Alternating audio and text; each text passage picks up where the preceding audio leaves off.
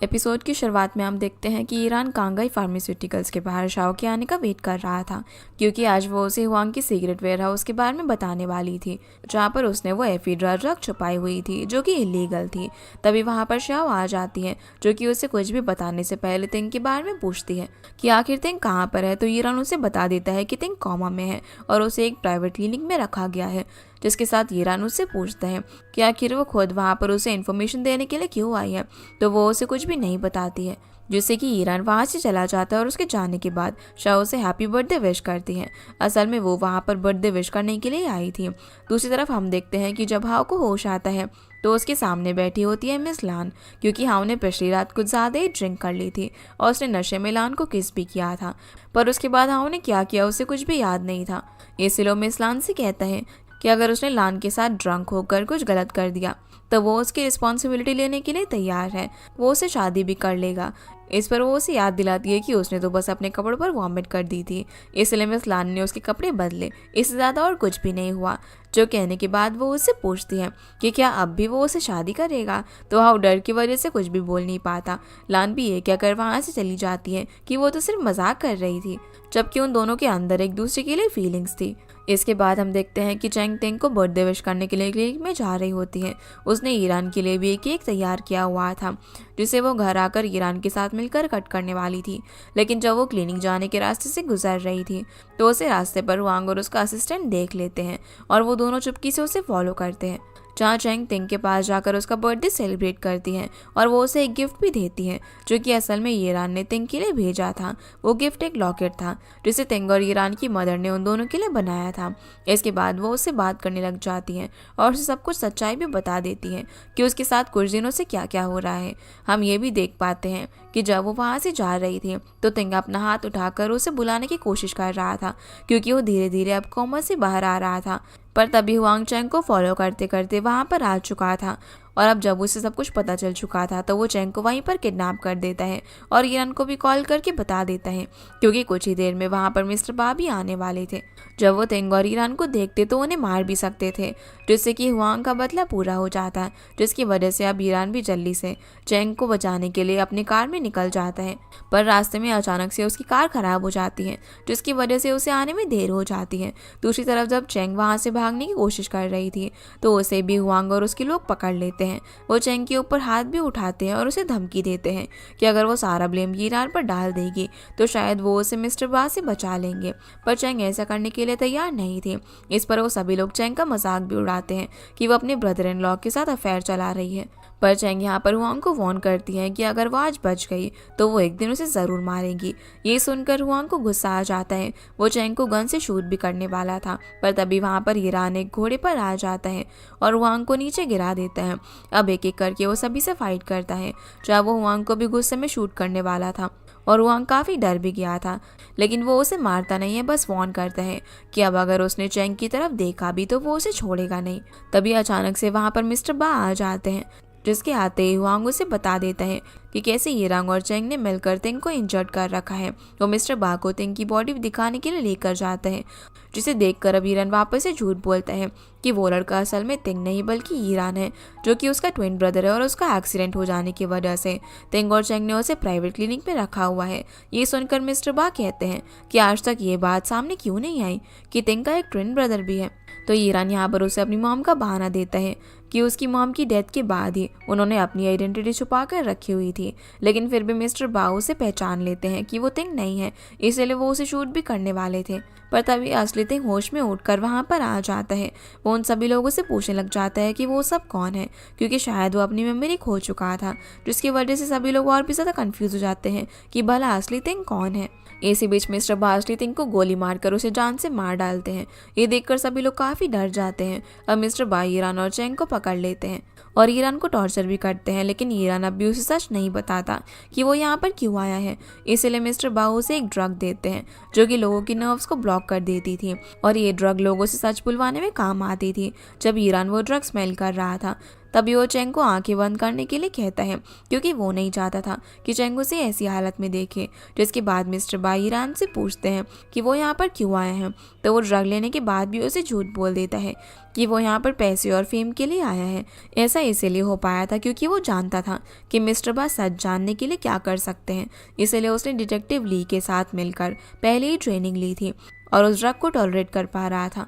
जहाँ वो मिस्टर बा को ये भी कह देता है कि वो यहाँ बस अपनी शियांग फैमिली से बदला लेने के लिए आया था, क्योंकि उन्होंने ही ईरान को बचपन में अकेला छोड़ दिया था।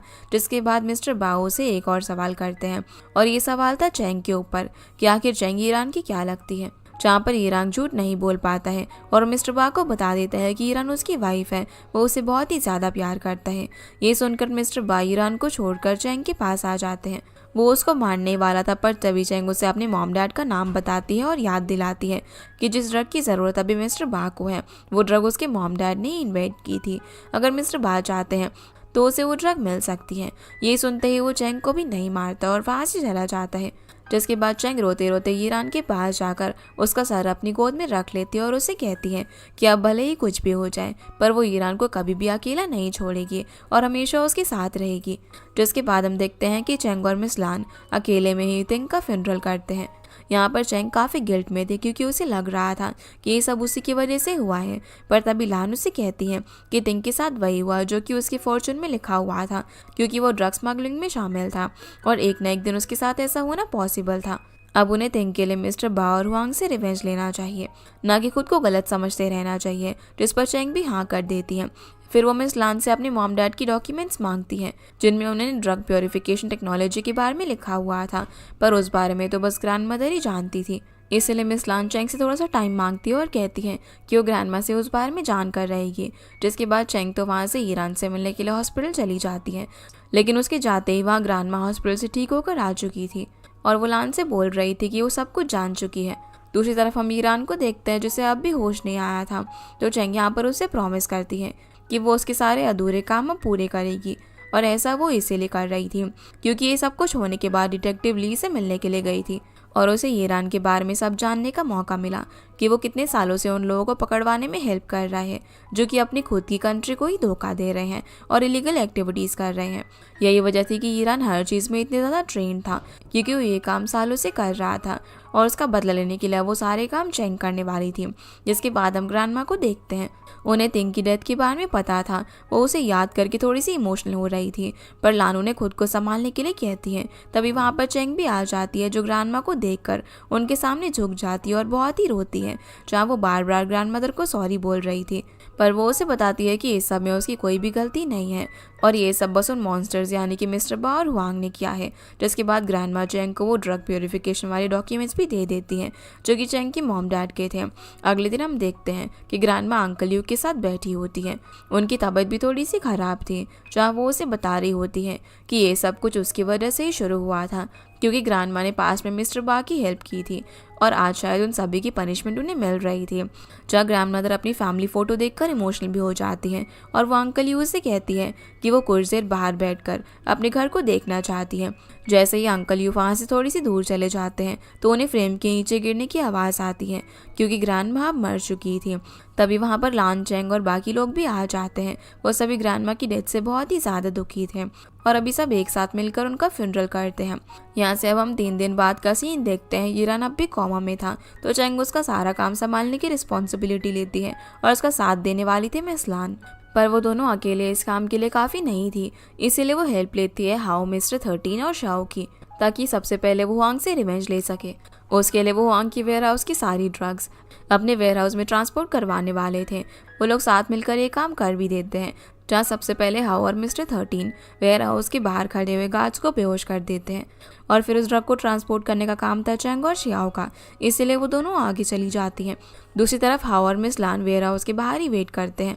अब जैसे वो देखते हैं कि हुआंग का असिस्टेंट वहाँ पर आ रहा था और असल में वही मिस्टर ही है जिसने उस दिन बार में लान की इंसल्ट की थी। इसकी वजह से लान हाओ को मजाक में कहती है कि अगर उसे कभी मौका मिला तो मिस्टर ही को अच्छा सबक सिखाना चाहती है। तो हाओ उसकी ये विश भी पूरी कर देता है और दोनों मिस्टर ही के फेस कवर करके उसे बहुत ज़्यादा मारते हैं। लेकिन तभी वहाँ पर ही का गार्ड आ जाता है जिसकी वजह से उन दोनों को वहाँ से भागना पड़ जाता है, पर वो दोनों इस काम को बहुत ज़्यादा एंजॉय कर रहे थे। अब गार्ड से छुपने के लिए दोनों खुद को वहाँ पर पड़े सामान के पीछे कवर कर लेते हैं। पर जब घर जाने की बारी आती है तो लान के पैर में चोट आ जाती है, जिसकी वजह से हाओ उसे अपनी बैग पर घर लेकर जाता है। और लान ये टाइम काफ़ी ज़्यादा एंजॉय कर रही थी, क्योंकि उसके लिए वो एक सूदिंग मोमेंट था जिसमें वो बिना किसी टेंशन के हाओ के साथ थी। वो हाओ से ये भी बोलती है कि काश वो हमेशा ऐसे ही रह पाए, जहाँ वो भी उससे प्रॉमिस करता है कि वो दिन भी ज़रूर आएगा जब वो उसके साथ इस तरीके से शांति से रहेगी। यहाँ मिस लान हाओ को उसकी टूटी हुई हील्स फेंकने के लिए कहती है, पर उसे उसकी चीज़ों से काफ़ी ज़्यादा लगाव था, इसलिए वो उन्हें नहीं फेंकता। दूसरी तरफ हम शाओ और चेंग को ड्रिंक करता हुआ देखते हैं, जहाँ पर चेंग शाओ को हेल्प के लिए थैंक्स बोलना चाहती थी।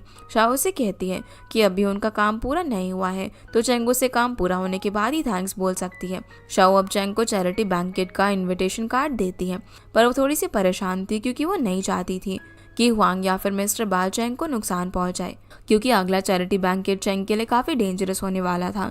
पर चेंग उसे कहती है कि उन लोगों को आज नहीं तो कल मिस्टर बा के उस इविल एम्पायर को ख़त्म करना ही होगा, ताकि वो लोग भी शांति भरी जिंदगी जी सकें, जहाँ वो दोनों एक साथ शेयर्स करते हैं। और शाओ चेंग से ये भी शेयर करती हैं कि चेंग बिल्कुल ईरान की तरह ही डिसीजन लेती हैं, दोनों एक जैसे ही हैं, क्योंकि दोनों हस्बैंड वाइफ है। और ये भी बोलती है कि ईरान भी चेंग को काफ़ी पसंद करता है, इसलिए वो शाओ की तरफ या फिर किसी और लड़की की तरफ देखता भी नहीं है। जिसके बाद हम ईरान को देखते हैं, वो अभी हॉस्पिटल में ही था। उसे काफ़ी बुरे सपने आ रहे थे कि जैसे चेंग बहुत ही जल्दी मरने वाली है। उसे बार बार अपने ट्विन ब्रदर थिंग अपने सामने दिखाई दे रहा था, जिसकी वजह से वो उसी वक्त होश में आ जाता है। वो चेंग को प्रोटेक्ट करने के लिए अब जल्दी से मिस्टी रेंज चला जाता है, जहाँ पर हम देखते हैं कि हुआंग और शाओ एक दूसरे से मिलते हैं, जहाँ पर हुआंग सेलिब्रेट कर रहा था। और शाओ उससे पूछती है कि अब तक तो मिस्टर बा भी नहीं आए, तो वो अकेला यहाँ पर क्या कर रहा है। अब तो ना ही तेंगे और ना ही ईरान है, यानी कि सारा प्रॉफिट हुआंग को ही मिलने वाला था, इसलिए वो खुश था। जहाँ पर शाओ से ये भी कहता है कि शाओ को तो बस लोगों के साथ फन करने पर ही ध्यान देना चाहिए, ना कि उनके बिजनेस पर। इस पर शाओ भी उसे ये कहकर चली जाती है कि अगर वो ऐसा सोचता है तो उसे आज के लिए गुड लक कहना चाहती है, क्योंकि आज एक स्टॉर्म उसकी लाइफ में आने वाला था। शाओ ने अब यहाँ अपना पर्स भी चुपके से टेबल पर ही छोड़ दिया था। जिसके बाद चेंग चैरिटी बैंकेट के अंदर अकेले जा रही थी, पर तभी ईरान वहाँ पर आ जाता है। वो उसे घर चलने के लिए कहता है ताकि वो दोनों वहाँ पर डिस्कस करके वापस आ सके। तभी अचानक से मिस्टर बा वहाँ पर आ जाते हैं, जिसकी वजह से अब उन दोनों को वहाँ पर बैठना पड़ जाता है। चेंग यहाँ पर वो ड्रग मिस्टर बा को देती है जिसकी उसे ज़रूरत थी। ये देखकर हुआंग काफ़ी ज़्यादा शॉक हो जाता है। वो चेंग के पास जाकर उसकी ड्रग को फेंक भी बोलता है, पर तभी चेंग उठकर उसे थप्पड़ मार देती है और कहती है कि वो उसे नहीं बल्कि मिस्टर बा को फेक बोल रहा है, क्योंकि उन्होंने उसकी ड्रग को अप्रूव कर दिया था। तभी मिस्टर बा हुआंग से कहते हैं कि उसे अपने सारे ड्रग चेंग को देने होंगे, ताकि उसे चेंग वो ड्रग बना सके जिसकी ज़रूरत मिस्टर बा को थी। उन्हें वो ड्रग साउथ ईस्ट एशिया में अपने क्लाइंट्स को बेचनी थी। लेकिन तभी हुआंग को अपने असिस्टेंट से पता चलता है कि उसकी सारी ड्रग्स वेयर हाउस से चोरी हो गई है। तो अब चेंग के सामने गन पॉइंट करके सारा इल्ज़ाम उसी पर डाल देता है कि उसे ने सारी ड्रग्स चोरी की है। पर ईरान चेंग को प्रोटेक्ट करने के लिए खड़ा हो जाता है और हुआंग को ये भी पता चल जाता है कि चेंग आखिर किसकी बेटी है, जिसकी वजह से वो चेंग को शूट करना चाहता था, क्योंकि अब सारा इल्ज़ाम हुआंग पर आ रहा था कि अपनी ड्रग्स देना नहीं चाहता था। लेकिन तभी ईरान हुआंग की कैप को शूट करके उसे उड़ा देता है और उसे उठाते वक्त कहता है कि ये कैप तो ज़रूर हुआंग ने साउथ ईस्ट एशिया से मंगवाई है। आखिर ऐसा कौन है जो कि उसको एक गिफ्ट कर रहा है, क्योंकि वो कैप बहुत ही ज़्यादा रेयर थी। यही सुनते ही मिस्टर बा भी उसकी तरफ देखने लग जाते हैं, क्योंकि शायद हुआंग उन्हें धोखा दे रहा था। वो लॉयल नहीं था, कहीं ना कहीं वो साउथ ईस्ट एशिया वाले क्लाइंट से कनेक्टेड था, वो भी मिस्टर बा को बताए बिना। इसका एविडेंस भी अब हुआंग का असिस्टेंट मिस्टर बा को दे देता है कि वो इतने दिनों से उन क्लाइंट्स को कांटेक्ट कर रहा था, यानी कि हुआंग का असिस्टेंट भी असल में स्पाई था। वो मिस्टर बा के लिए काम कर रहा था, जिसकी वजह से मिस्टर बा अपनी स्वर्ड असिस्टेंट से मंगवाते हैं और हुआंग को स्वर्ड से मार डालते हैं, जो देखकर चेंग काफ़ी ज़्यादा डर चुकी थी। वो अब चेंग से दूसरे ड्रग का सैंपल मांगते हैं, पर चेंग ने तो सिर्फ एक ही सैंपल अभी तक तैयार किया था। इसलिए ईरान चेंग की जगह पर उससे प्रॉमिस करता है कि वो जल्दी उसे दूसरा सैंपल ला कर देगा। जिसके बाद चैरिटी बैंकेट वहीं पर ख़त्म हो जाता है और चेंग वहाँ से निकलते वक्त काफ़ी डरी हुई थी। वो हुआंग को देख रही थी, लेकिन ईरान उसकी आंखों को कवर कर देता है और दोनों वहाँ से चले जाते हैं। पर इसके बाद हम देखते हैं कि असल में हुआंग मरा नहीं था, वो बस अपनी बेटी का नाम लेकर तड़प रहा था। उसी वक्त उसके सामने शाओ आ जाती है और उसे बताती है कि असल में हुआंग ये भूल गया था कि दूसरे लोगों के घर में भी बेटियां होती हैं, क्योंकि हुआंग ने ही शाओ के फादर को भी मारा था। अब क्योंकि उसने उससे उसके फादर को छीन लिया था, जिसका कर्मा उसे वापस से मिल रहा था। इसीलिए शाओ अपने फादर का बदला लेने के लिए उसे शूट कर देती है, जिससे कि फाइनली वो मारा जाता है। यहाँ से अब हम चैंग और ईरान को भी देखते हैं, जो कि थोड़े खुश थे क्योंकि अब चैंग के मॉम डैड के साथ जस्टिस हो चुका था और उनका कल्प्रिट मारा गया था, जो कि असल में ईरान की वजह से ही पॉसिबल हो पाया था। क्योंकि अगर वो हुआंग के बारे में इतना कुछ पता नहीं करता तो शायद वो लोग मिस्टर बा को यूज़ नहीं कर पाते हुआंग को मारने के लिए। जिसके बाद अब वो दोनों सेलिब्रेट करने के लिए साथ में ड्रिंक करते हैं, जहाँ पर चैंग उसे थैंक्स कहती है और ये भी कहती है कि वो उस पर कितने ज़्यादा ट्रस्ट करती है और वो जान चुकी है भले ही उसकी लाइफ में कितने भी प्रॉब्लम्स आएंगी, सभी लोग उसे छोड़कर चले जाएंगे, पर ईरानी एक ऐसा इंसान होगा जो कि उसे कभी छोड़कर नहीं जाएगा, वो हमेशा उसके साथ ही रहेगा। जिसके बाद ईरान को थैंक्स करने के लिए एक सैड सॉन्ग भी गाती है, जिसे सुनकर चैंग इमोशनल हो गई थी, पर ईरान भी अपना फेस उससे छुपाकर रो रहा था और दोनों उस सॉन्ग को फील कर रहे थे। अगले दिन हम देखते हैं कि चैंग और ईरान शाओ से मिलने के लिए न्यू फेरी जाते हैं, जहाँ पर शाओ चैंग से पूछती है कि वो लोग उस दिन मिस्टर बा को भी तो मार सकते थे ना, तो उन्होंने ये प्लान क्यों नहीं बनाया। तो ये दोनों उसे बताते हैं कि मिस्टर बा की जान लेने से उन्होंने जो सिंस किए हैं वो ठीक नहीं हो जाएंगे, उन्हें उसके साथ उससे भी बुरा करना था। जो भी लोग मिस्टर बा के विक्टिम्स थे उनके साथ जस्टिस करना था।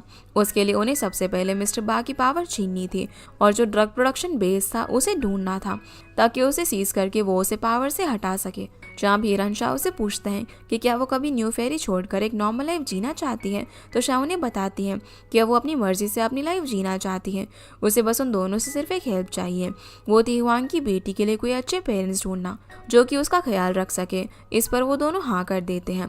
अब शाओ की परफॉर्मेंस का टाइम हो चुका था, जहाँ वो उन दोनों से ये कहकर वहाँ से चली जाती है कि वो दोनों जब चाहे न्यू फेरी आ सकते हैं। इसके बाद ये दोनों अब मिस्टर बा से मिलते हैं और अब क्योंकि चैंग और ईरान मिस्टर बा के लिए काम करने वाले थे, इसलिए मिस्टर बा चैंग का नया नाम रखते हैं जो था लिन, जहाँ वो उसे ये भी बोलते हैं कि उसके मॉम डैड ने भी मिस्टर बा की मदद की थी, वो उनके इस अंडरवर्ल्ड में हीरोज थे, तो अब चैंग को भी उनके लिए काम करना है। पर चैंग जानती थी कि उसके मॉम डैड कभी भी गलत लोगों का साथ नहीं देंगे, इसलिए उसे मिस्टर बा पर काफ़ी ज़्यादा गुस्सा आता है, लेकिन ईरान उसे कंट्रोल करता है।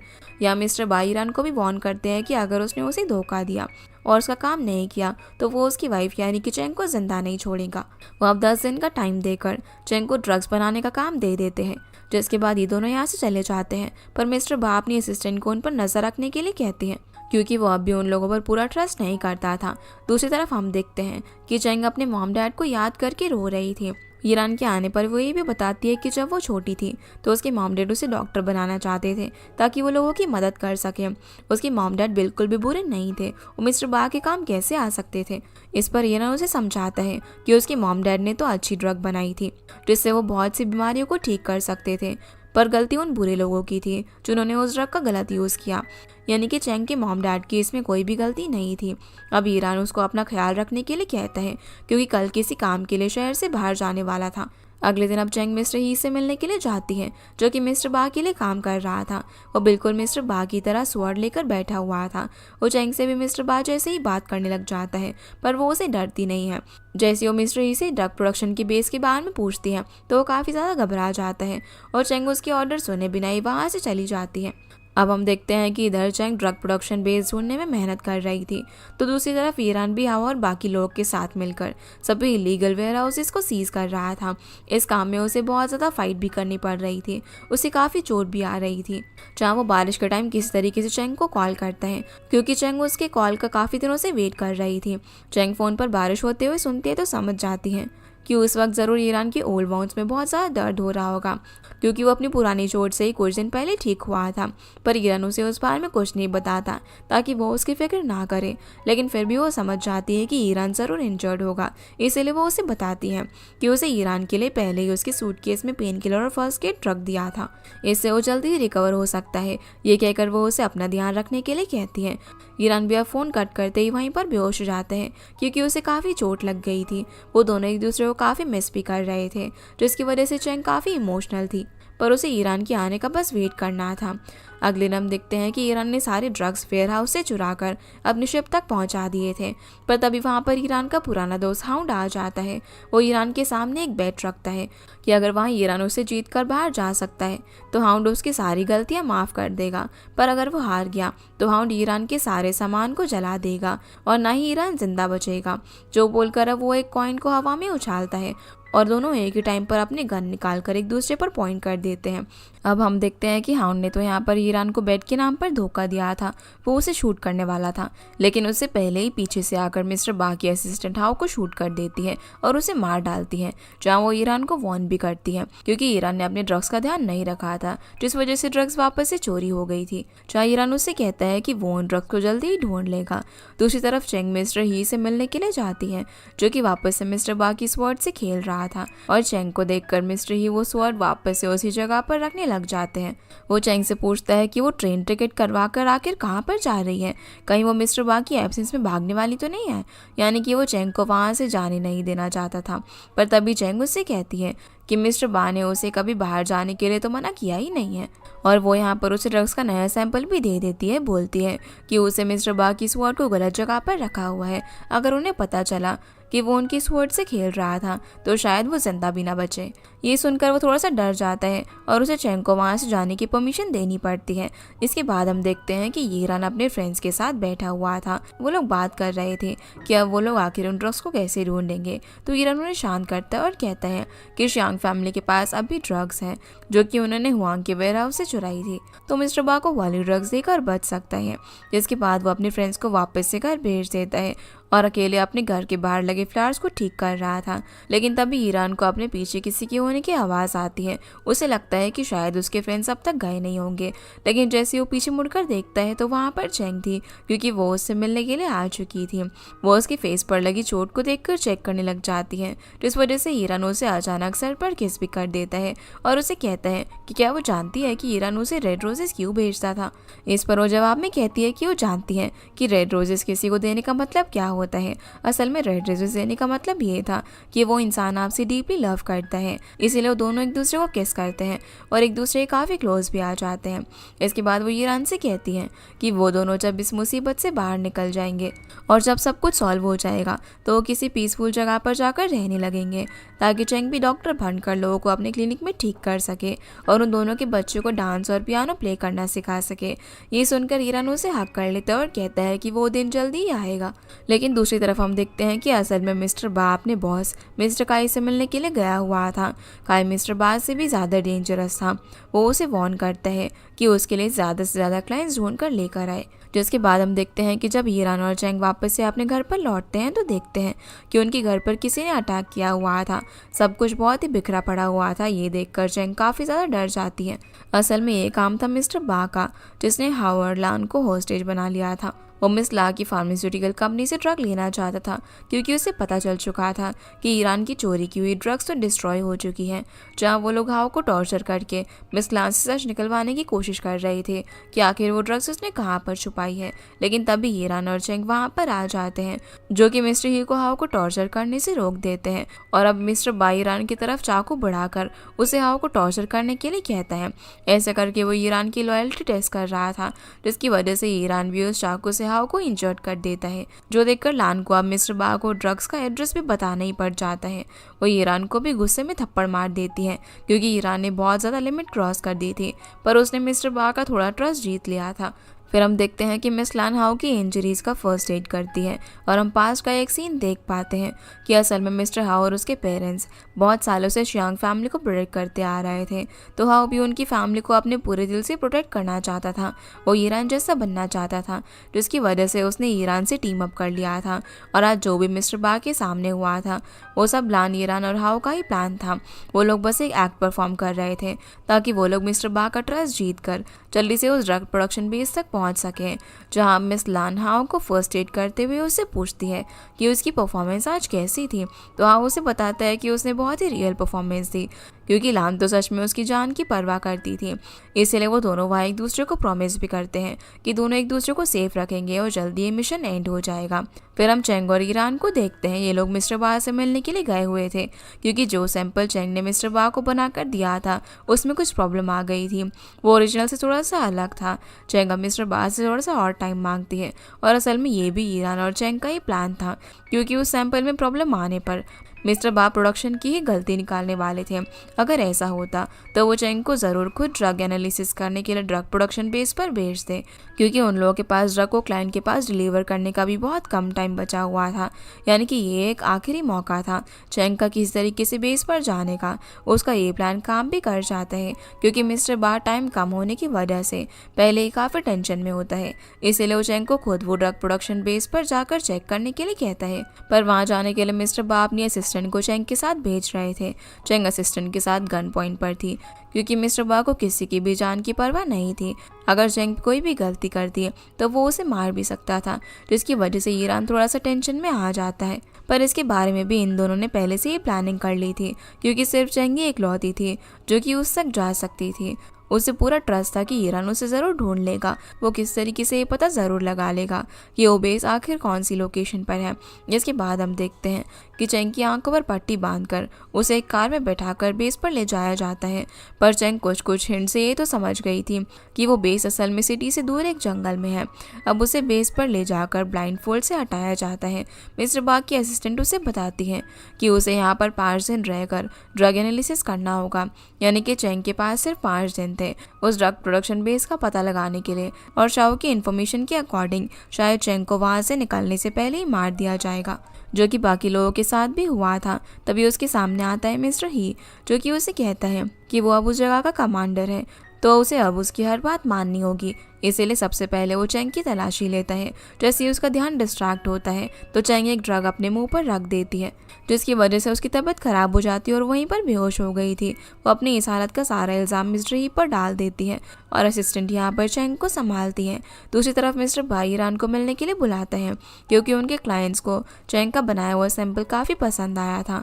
उन्होंने मिस्टर बा को ड्रग्स का फर्स्ट डिपॉजिट भी दे दिया था, जिससे कि मिस्टर बा काफ़ी खुश था। लेकिन तभी मिस्टर बा की असिस्टेंट चेंग के बेहोश होने की इन्फॉर्मेशन लेकर आती है, जो सुनते ही मिस्टर बा को बिना कुछ कहे वहाँ से जाना पड़ता है। आगे हम देखते हैं कि मिस्टर बा असिस्टेंट के साथ चेंग को चेक करने के लिए प्रोडक्शन बेस पर जाता है। पर जैसे ही वहाँ पहुँचता है तो अचानक से उनके बेस में बहुत सारे लोग चुपके से घुस जाते हैं, यानी कि मिस्टर बा के साथ धोखा हुआ था। इसलिए लोग मिस्टर ही की मदद से चेंग को किस जगह पर छुपा देता है। अब हम देखते हैं कि बेस पर आ चुके थे डायरेक्टर ली के लोग, हाओ और ईरान, जो कि असल में उनके प्लान का हिस्सा था कि चेंग के बीमार होने पर मिस्टर बा उसे ज़रूर मिलने के लिए जाएंगे। और वो बेस कहाँ पर बना हुआ था उसका क्लू भी चेंग ने मिस्टर बा के असिस्टेंट के कपड़ों पर एक प्लांट का कचरा छोड़कर कर दिया था, जिससे कि ईरान को बहुत ही आसानी से उसके ड्रग प्रोडक्शन बेस की लोकेशन मिल चुकी थी, जहाँ वो उनके बीच फाइट होती है। और उसमें सबसे पहले तो हाओ मिस्टर बा के असिस्टेंट को मार देता है। उसके बाद मिस्टर बा ही का सहारा लेकर वहां से भागने की कोशिश करता है, जिसमें मिस्टर ही भी मारा जाता है। पर ईरान फिर भी मिस्टर बा को पकड़ लेता है और डिटेक्टिव ली के हवाले कर देता है, जिसके बाद वो चेंग को ढूंढने के लिए जाता है। तब तक चेंग को भी होश आ चुका था, जो कि अपनी मॉम डैड की डेथ के बारे में सपना देख रही थी। और ईरान की आवाज़ सुनते ही वो काफ़ी ज़्यादा इमोशनल हो जाती है, क्योंकि यहाँ आने से पहले ईरान ने उसे प्रॉमिस किया था कि वो उसे ज़रूर ढूंढ निकालेगा। अब ईरान उसके सामने आ चुका था, जहाँ वो चेंग को गोद में उठाकर उसे प्रोडक्शन बेस से बाहर लेकर चला जाता है। यहाँ से अब हमें कुछ दिन बाद का सीन देखते हैं, जहाँ मिस लान अपने घर हाओ के साथ मिलकर मेडिसिन बना रही थी, यानी कि अब सब कुछ ठीक हो चुका था और वो दोनों साथ में टाइम स्पेंड कर रहे थे। तभी मिस्टर 13 लान से मिलने के लिए आते हैं। वो लान को प्रपोज करने के लिए काफ़ी सारे गिफ्ट्स और फ्लावर्स लेकर आया था, जहाँ पर वो अपनी फीलिंग्स उसके सामने कन्फेस करना शुरू करता है और वो लान को अपनी वाइफ बनाना चाहता था, जो सुनकर हाओ काफ़ी ज़्यादा गुस्सा हो चुका था। वो मिस्टर 13 की तरफ बढ़ने लगता है, लेकिन लान 13 को सब कुछ सच बता देती है कि वो एक लड़की से प्यार करती है, जो कि फीलिंग्स कन्फेस इम्प्रेस करने में थोड़ा पीछे है, पर वो हमेशा लान को प्रोटेक्ट करता है। वो उससे ही शादी करना चाहेगी। जो सुनकर 13 हाउ से पूछता है कि वो लड़का कौन है, क्योंकि हाउ तो हमेशा लान के साथ ही रहता था। पर हाउ के कुछ बोलने से पहले ही लान उसे काम पर वापस जाने के लिए बोलती है और अब मिस्टर 13 को अपना एक अच्छा फ्रेंड बना लेती है, जिसके साथ वो हमेशा महजौन खेल सकती थी। अब हम देखते हैं कि जब लान रेस्ट कर रही थी तभी हाउ वहाँ पर आ जाता है, जो कि उसे प्रपोज करने के लिए आया था। वो एक रिंग निकाल कर उसके सामने नीज पर आ जाता है और अपनी फीलिंग्स बताता है कि वो हमेशा से उसे प्रोटेक्ट करता आ रहा है। वो उसे प्रोटेक्ट करना अपनी ड्यूटी मानता था और अब वो जिंदगी भर के लिए उसको प्रोटेक्ट करना चाहता है उसका हस्बैंड बनकर। वो हमेशा उसके साथ रहना चाहता है। जो कहकर वो उसे पूछता है कि क्या वो उसे शादी करेगी, तो लान उसे मना कर देती है। फिर वो उसे अपने पास से वही लॉकेट निकाल कर हाउ से कहती है कि हाउ रिंग के अंदर वही पर्ल लगाना भूल गया है जो कि उस नेकलेस के अंदर था। यानी कि मिस लान ने वो नेकलेस इतने टाइम से इसीलिए संभाल कर रखा हुआ था क्योंकि वो भी हाउ को काफ़ी टाइम पहले से ही पसंद करती थी।